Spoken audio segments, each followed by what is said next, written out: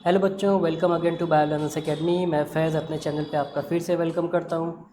बेटा, हम लोग का क्लास 12 का थर्ड चैप्टर शुरू हो गया है, ह्यूमन रिप्रोडक्शन। इसके पहले वाले वीडियो में मैंने बताया था कि ह्यूमन रिप्रोडक्शन क्या होता है और हम लोग को इस चैप्टर में क्या क्या पढ़ना है। ठीक है। और हमने लास्ट में ये भी कहा था कि अगला वीडियो हम लोग प्यूबर्टी पे पढ़ेंगे। किस पे पढ़ेंगे? प्यूबर्टी पे पढ़ेंगे, कहा था। ठीक। तो आज हम लोग प्यूबर्टी पढ़ेंगे। तो जो लोग पहली बार ये वीडियो देख रहे हैं उनसे रिक्वेस्ट है, इसके पहले वाला पार्ट देख लें। मैं आई बटन में लिंक दे दूंगा डिस्क्रिप्शन में। और आप लोग से रिक्वेस्ट है कि वीडियो पूरा देखिएगा, क्योंकि मेरी साथ प्रॉब्लम ये है ना कि मैं चाहता हूँ कि जो भी चीज़ें हों वो सीरियल से चले, एक के पीछे एक कड़ी हो। ठीक है। ऐसा नहीं कि अभी कुछ और पढ़ा दिया, बाद में कुछ और पढ़ा दिया, आगे पीछे मिक्स कर दें। तो हम इस वीडियो में क्या किए, सारी चीज़ें सीक्वेंस से चल रही हैं और सीक्वेंस से ही पढ़ाएं। तो वीडियो को पूरा देखिएगा। चलिए, ज़्यादा टाइम वेस्ट नहीं करते हैं, शुरू करते हैं। तो प्यूबर्टी हम लोग को पढ़ना है। प्यूबर्टी से हमने बताया था कि स्टार्टिंग जो होती है वो रिप्रोडक्शन की, सबसे पहले प्यूबर्टी आती है। प्यूबर्टी के बाद सारे काम होते हैं। ठीक है। लेकिन प्यूबर्टी पढ़ने से पहले हम लोग को कुछ बेसिक चीज़ें पढ़नी है। वो इसलिए पढ़नी है क्योंकि प्यूबर्टी में हम उनका नाम लेंगे। तो सबसे पहले हमें मेल और फीमेल रिप्रोडक्टिव सिस्टम पढ़ना है। ठीक। तो देखिए, मेल रिप्रोडक्टिव सिस्टम क्या होता है। रिप्रोडक्टिव सिस्टम वो सिस्टम होता है जिसका जहाँ पर अलग अलग ऑर्गन्स एक दूसरे के साथ कोऑर्डिनेट करते हैं, यानी कि एक दूसरे से अटैच रहते हैं और सब एक पर्टिकुलर फंक्शन करते हैं। जैसे हमने कहा हमारे पास रेस्पिरेटरी सिस्टम है, तो रेस्पिरेशन के लिए हमारे पास लंग्स हैं, ट्रैकिया है, नोज़ है। ठीक है। तीनों आपस में कोऑर्डिनेट करके एक साथ कंबाइन होकर के एक पर्टिकुलर फंक्शन कर रही हैं, और फंक्शन क्या है? रेस्पिरेशन। तो ऐसा ही रिप्रोडक्शन के लिए भी मेल के अंदर रिप्रोडक्टिव सिस्टम अलग है, फीमेल के अंदर अलग है। तो देखिए, वो कौन कौन से ऑर्गन्स हैं जो रिप्रोडक्शन में इन्वॉल्व होते हैं मेल में। सबसे पहला है पेनिस है, उसके बाद है स्क्रोटम है, तीसरा है टेस्टिस, TI है, ये ध्यान दीजिएगा, ये आई है।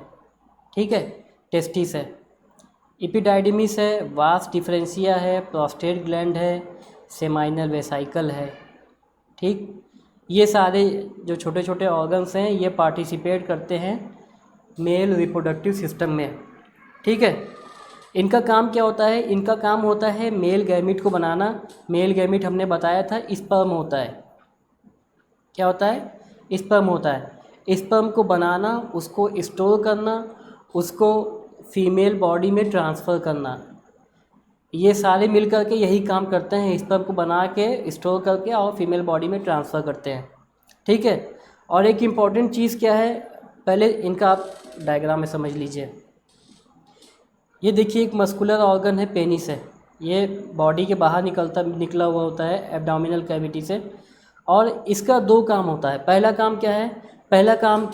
पहला काम ये है कि इसके अंदर एक पतली सी ट्यूब होती है जिसको हम लोग यूरेथ्रा कहते हैं। यूरेथ्रा के बारे में हमने बताया था जब हम आपको क्लास 10 का पढ़ा रहे थे, स्क्रीटरी सिस्टम, कि यूरेथ्रा ट्यूब के थ्रू क्या होता है, यूरिन बॉडी से बाहर होता है। बताया था ना हमने कि क्या करती हैं ये ट्यूब, यूरिन को बॉडी से बाहर करती है। साथ ही साथ इस ट्यूब का एक और काम होता है, दूसरा काम क्या होता है, जो स्पर्म है, स्पर्म को भी ये अपने से बाहर निकालता है। ठीक है। तो ये मस्कुलर ऑर्गन जो पेनिस है, पेनिस के अंदर ये ट्यूब होती है यूरेथ्रा, और यूरेथ्रा के अंदर स्पर्म भी आता है और यूरेथ्रा के अंदर पेनिस भी आता है। दोनों ही चीज़ें यूरेथ्रा में आती हैं। ठीक। ये देखिए, ये एक छोटा सा ऑर्गन है टेस्टिस, ओवल शेप का होता है, पेयर में होता है। ठीक है। इसका काम होता है स्पर्म का प्रोडक्शन करना और उनको कुछ टाइम के लिए स्टोर करना। टेस्टिस से स्पर्म निकलता है, जाता है वास डिफरेंशिया में। वास डिफरेंशिया क्या है? ये एक छोटी सी ट्यूब है। ये ट्यूब आगे जाकर के कनेक्ट हो जाती है, यहाँ पर एक जंक्शन बनाती है सेमाइनल वेसाइकल। सेमाइनल वेसाइकल एक छोटा सा ग्लैंड है, ये अपना सिक्रीशन ऐड करता है स्पर्म में। ठीक है। अभी देखिए, हम आपको ओवरव्यू इसलिए बता रहे हैं क्योंकि ये टॉपिक अगले वीडियो में हमें डिटेल में पढ़नी है, तो अभी सिर्फ ओवरव्यू बता रहे हैं। ठीक है। तो सेमाइनल वेसाइकल से क्या होगा, यहाँ पे स्पर्म में कुछ चीज़ें ऐड होंगी, प्रोस्टेट ग्लैंड भी स्पर्म में कुछ चीज़ें ऐड करेगा, और वो सारी चीज़ें क्या होंगी, वो सारी चीज़ें आ जाएंगी यूरेथ्रा में। और यूरेथ्रा से कहाँ जाएंगी, ये फीमेल बॉडी के अंदर जाएंगी। अब फीमेल बॉडी के अंदर ये अपने आप तो ट्यूब जाएगा नहीं, उसको ले जाने का काम कौन करता है? ये पेनिस। ये पेनिस क्या होता है? ये फीमेल बॉडी के अंदर जाता है और वहाँ पर क्या करता है? ये स्पर्म को फीमेल बॉडी के अंदर ट्रांसफ़र कर देता है। ठीक है, तो मैं आप लोग को ये इसलिए बताया क्योंकि अभी जब हम लोग प्यूबर्टी पढ़ेंगे कि जो मेल होते हैं, मेल के अंदर प्यूबर्टी के दौरान क्या क्या चेंजेस देखने को मिलते हैं, तो वहाँ पर पेनिस का भी नाम आएगा और टेस्टिस का भी नाम आएगा। टेस्टिस का एक और काम होता है हार्मोन प्रोडक्शन। ठीक है, क्या काम करता है? ये हार्मोन बनाता है। कौन सा हार्मोन बनाता है? टेस्टोस्टेरोन। टेस्टोस्टेरोन एक हार्मोन होता है जिसको बनाने का काम टेस्टिस करता है। ठीक है, ऐसे ही हम लोग फीमेल रिप्रोडक्टिव सिस्टम समझ लेते हैं।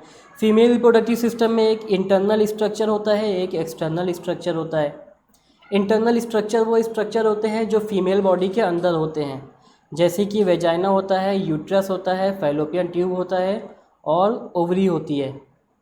अब बाहरी स्ट्रक्चर वो होता है जो बाहर से हमें दिखाई देता है कि हाँ ये फीमेल रिप्रोडक्टिव पार्ट है, उसको कहते हैं हम लोग वुल्वा कहते हैं। और उसके साथ दो चीज़ें और हैं, एक क्लाइटोरिस है और एक लेबिया है। इनके बारे में डिटेल डिस्कस करेंगे हम लोग 4th वीडियो में, यानी कि अगले वीडियो में मेल रिप्रोडक्टिव सिस्टम डिस्कस करेंगे, उसके बाद फीमेल रिप्रोडक्टिव सिस्टम डिस्कस करेंगे।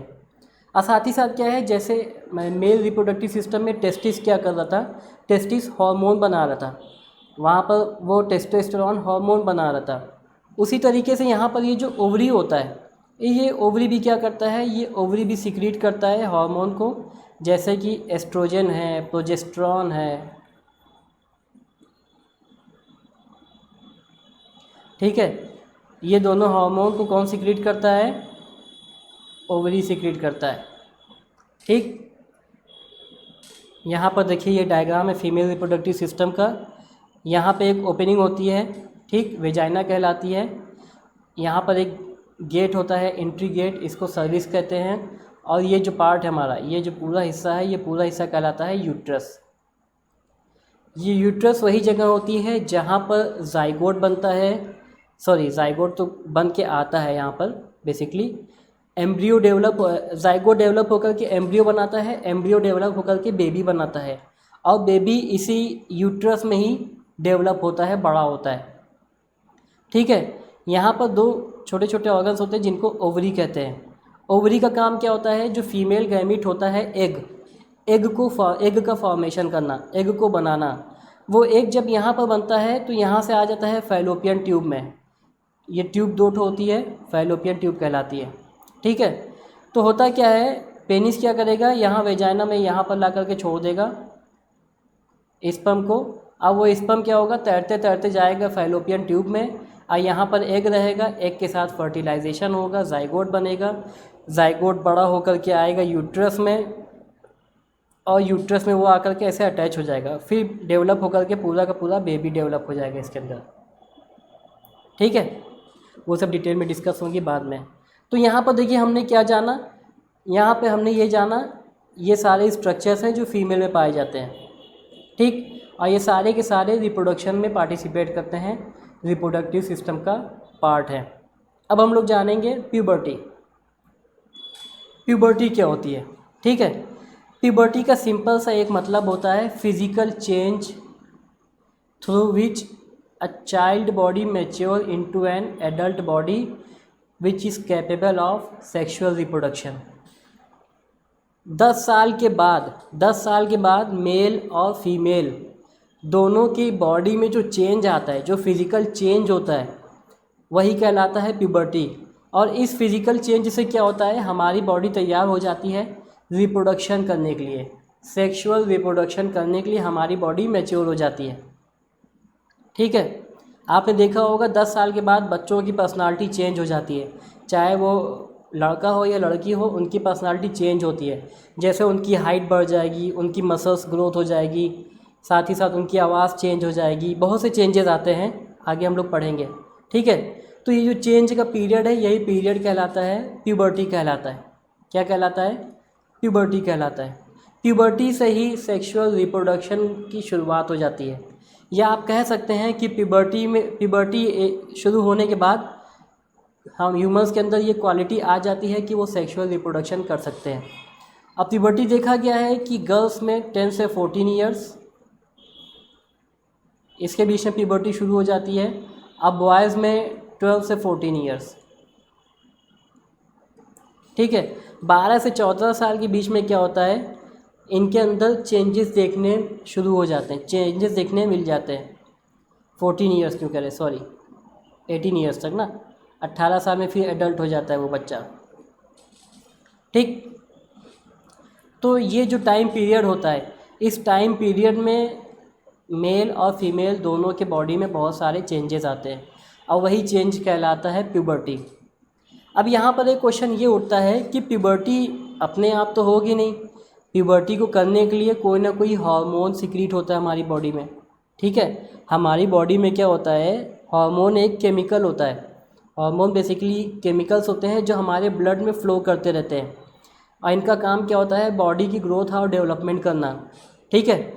इनका ग्रोथ, डेवलपमेंट और मेटाबॉलिज्म अलग अलग काम है इनका, हार्मोन का।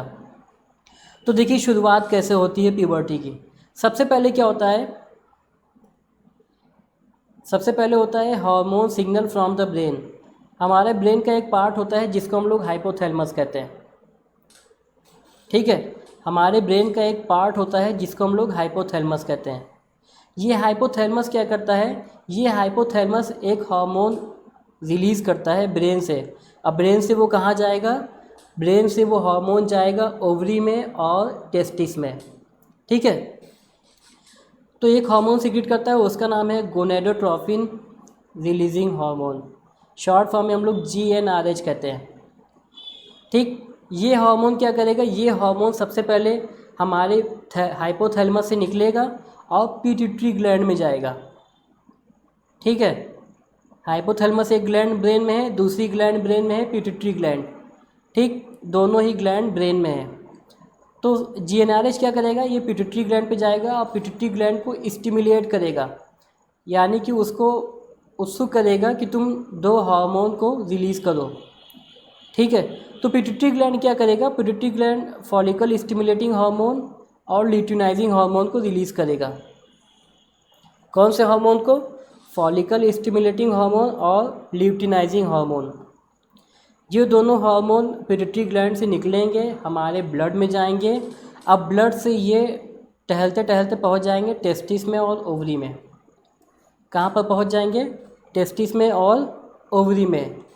और अभी हमने बताया था मेल और फीमेल में कि मेल में जो टेस्टिस होता है, टेस्टिस हार्मोन प्रोड्यूस करता है, फीमेल में जो ओवरी होती है, ओवरी हार्मोन प्रोड्यूस करती है। और जो हार्मोन प्रोड्यूस होते हैं उनको हम लोग कहते हैं सेक्स हार्मोन। क्या कहते हैं, सेक्स हार्मोन। यही वो हार्मोन होते हैं जो प्यूबर्टी के लिए रिस्पॉन्सिबल होते हैं, यानी कि जो पर्सनालिटी चेंज होता है वो इन सेक्स हार्मोन की वजह से होता है। और ये सेक्स हार्मोन जब प्यूबर्टी शुरू होगी तभी सिक्रीट होते हैं, उसके पहले सिक्रीट नहीं होंगे। जैसे हमने कहा कि 10 साल के बाद प्यूबर्टी शुरू हो रही है, मान लीजिए हमने कहा 12 साल पे प्यूबर्टी शुरू हो रही है, तो 12 साल से पहले ये सेक्स हार्मोन हमारे बॉडी में रिलीज़ नहीं होंगे, ठीक है। जब भी रिलीज़ होंगे तो वो 12 साल से शुरू होंगे या 12 साल के बाद वो लाइफ टाइम तक रिलीज़ होते रहते हैं, ठीक। तो हुआ क्या, यहाँ पर ये जो सेक्स ऑर्गन है टेस्टिस और ओवरी, इसने क्या किया, सेक्स हार्मोन को प्रोड्यूस किया। अब ये सेक्स हार्मोन क्या होगा, ये सेक्स हार्मोन हमारे ब्लड में जाएगा और ब्लड से फिर वो क्या करेगा, बॉडी में चेंजेस आएंगे, ठीक है। तो गर्ल में हमने बताया था कि गर्ल में दो हार्मोन बनते हैं, एक होता है एस्ट्रोजन, दूसरा होता है प्रोजेस्टेरॉन। और ये दोनों ही हार्मोन कौन बनाता है, ओवरी बनाती है, ठीक है। ओवरी इन दोनों हार्मोन को बनाएगी और टेस्टिस क्या करेगा, टेस्टोस्टेरोन हार्मोन को बनाएगा। और यही हार्मोन क्या करेंगे, एक चाइल्ड को एडल्ट में कन्वर्ट कर देंगे, ठीक है। तो प्यूबर्टी के बाद से ही रिप्रोडक्शन प्रोसेस की शुरुआत हो जाती है, ठीक। अब चलिए हम लोग देखते हैं क्या क्या चेंज आता है मेल और फीमेल में प्यूबर्टी के टाइम पे। देखिए सबसे पहले हम लोग बात करेंगे मेल में क्या चेंज आता है ड्यूरिंग प्यूबर्टी, ठीक है। पर्सनालिटी देखिए, तो पर्सनालिटी में क्या होगा, बच्चे लंबे हो जाते हैं और थोड़ा सा हेल्दी हो जाते हैं, ठीक है। बच्चों की जो बोन होती हैं, हड्डियाँ होती हैं, वो बड़ी हो जाती हैं और मतलब कि ठोस होने लगती हैं, भारी होने लगती हैं। क्यों होने लगती हैं? क्योंकि उनको रिप्रोडक्शन के लिए तैयार होना पड़ता है। बॉडी क्या होती है? बॉडी रिप्रोडक्शन के लिए अपने आप को प्रिपेयर करती है इस एज में, ठीक है। जो हमारे जबड़े हैं वो जबड़े बड़े हो जाते हैं, फेस की जो हड्डियां हैं वो चेंज होने लगती हैं, फेस चेंज होने लगता है, मसल्स डेवलपमेंट होगा, मसल्स बॉडी में आने लगेंगी। और एक इम्पॉर्टेंट चेंज क्या देखने को मिलता है? हेयर और स्किन बिकम ऑयली। स्किन चिपचिपी होने लगती है ना, गर्ल्स भी कहेंगे उनको पिंपल्स निकल आता है, तो स्किन चिपचिपी होगी, ऑयली हो जाएगी, पसीना बहुत आएगा, ठीक है। साथ ही साथ क्या होगा? अलग अलग जगह पर हेयर ग्रो कर जाते हैं। जैसे चेहरे पे दाढ़ी मूंछ निकल आएगी लड़कों में, लड़कियों में नहीं, लड़कों में दाढ़ी मूंछ निकल आएगी। इसके बाद हमारा जो आर्म होता है, उस आर्म के नीचे क्या होता है? हेयर्स निकल आते हैं। और जो क्या कहते हैं, सेक्स ऑर्गन है, जैसे कि पेनिस है और वेजाइना है, उसके बाहर, उसके ऊपर क्या होते हैं? प्यूबिक हेयर्स ग्रो कर जाते हैं। इन हेयर को प्यूबिक हेयर कहते हैं, जो जेनाइटल्स के ऊपर ग्रो करते हैं, ठीक है। इसके बाद पूरे बॉडी में क्या होता है? हेयर्स ग्रो करने लगेगा लड़कों में, ठीक है। अब आप देख रहे हैं क्या क्या चेंज आ रहा है। प्यूबर्टी के पहले उसके बॉडी में कोई बाल तो थे, लेकिन बाकी बॉडी हेयर्स नहीं थे, लेकिन प्यूबर्टी के बाद बॉडी हेयर्स आ जाएंगे, आवाज़ चेंज हो जाएगी, आवाज़ थोड़ा भारी हो जाएगी। अब यहाँ पर देखिए आ गया ना, पेनिस और टेस्टिस ये ग्रो करेंगे। पेनिस थोड़ा सा लार्ज हो जाएगी, टेस्टिस भी लार्ज होगा, ग्रो करेगा। स्क्रोटम क्या होता है? स्क्रोटम वो पाउच होता है जिसके अंदर टेस्टिस रहता है, तो स्क्रोटम भी बड़ा हो जाएगा। जाहिर सी बात है, जब टेस्टिस बड़ा होगा तो स्क्रोटम भी बड़ा हो जाएगा। इसीलिए मैंने आपको सबसे पहले रिप्रोडक्टिव सिस्टम बताया था मेल का, क्योंकि वहाँ पर ये सारी चीज़ें आपको पहले जाननी थी कि टेस्टिस क्या है, स्क्रोटम क्या है, ठीक है। तो ये सारे चेंज देखने को मिलते हैं मेल में। अब आइए देखते हैं फीमेल में क्या चेंज देखने को मिलता है। फीमेल की बात करें तो फीमेल में भी बॉडी में शेप आने लगेगा, बॉडी कर्व होने लगेगी, ठीक है। आर्म्स के अंदर जो कहते हैं कंधे होते हैं, आर्म्स होते हैं, उनके अंदर हेयर ग्रो होने लगेगा जैसे मेल में हो रहा था। और इनकी भी स्किन क्या होगी? ऑयली होना शुरू हो जाएगी, चिपचिपी स्किन हो जाएगी, पिंपल्स निकलने लगेंगे। और यहाँ पर इनकी फीमेल्स में क्या होता है? ये जो ब्रेस्ट होता है, ठीक है, ब्रेस्ट को हम लोग मेमरी ग्लैंड भी कहते हैं। क्या कहते हैं? Mammary gland. इनका काम क्या होता है? इनका काम होता है जब चाइल्ड की डिलीवरी हो जाती है तो मिल्क प्रोड्यूस करना। क्या प्रोड्यूस करना? मिल्क प्रोड्यूस करना, ठीक है। तो ब्रेस्ट डेवलप करने लगेंगे, ब्रेस्ट बड़े होने लगेंगे, ग्रो करने लगेंगे। साथ ही साथ जो इनकी हिप की बोन होती है वो थोड़ा सा चौड़ी होने लगती है। क्यों चौड़ी होने लगती है? क्योंकि अगर वो मान लीजिए कॉपुलेशन करते हैं और प्रेगनेंसी कंसीव होती है, तो फीटस को अपने बॉडी में ग्रो करना होता है। फीटस को ग्रो करने के लिए बॉडी का शेप चेंज होता है, ठीक है। हिप पे जो वेट होता है वो बढ़ने लगता है, मसल्स का वेट बढ़ेगा, फैट बढ़ेगा, बॉडी में फैट बढ़ने लगेगा इनके, ठीक। लेग मसल्स क्या होंगी? वो बड़ी होने लगेंगी और मजबूत होने लगेंगी। मेल्स में और फीमेल्स में दोनों में यही है कि मसल्स ग्रो करेंगी, फैट बढ़ेगा और हड्डियाँ स्ट्रॉन्ग होने लगती हैं। साथ ही साथ प्यूबिक हेयर्स इनमें भी ग्रो करेंगे, यानी कि जो वेजाइना है, वेजाइना के ऊपर हेयर्स ग्रो कर जाएंगे। तो ये सारी चीज़ें थी प्यूबर्टी से रिलेटेड। अब आप कहोगे सर प्यूबर्टी क्यों पढ़ा है? प्यूबर्टी तो एनसीईआरटी में सिर्फ नाम दिया हुआ है।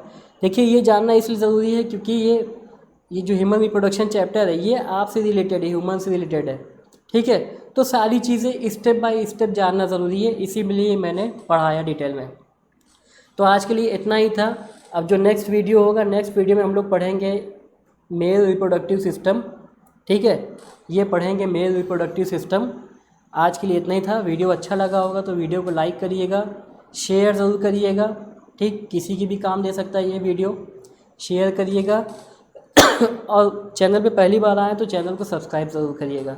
चलिए आज के लिए इतना ही था, कल मिलेंगे नेक्स्ट वीडियो के साथ। Thank you and have a nice day.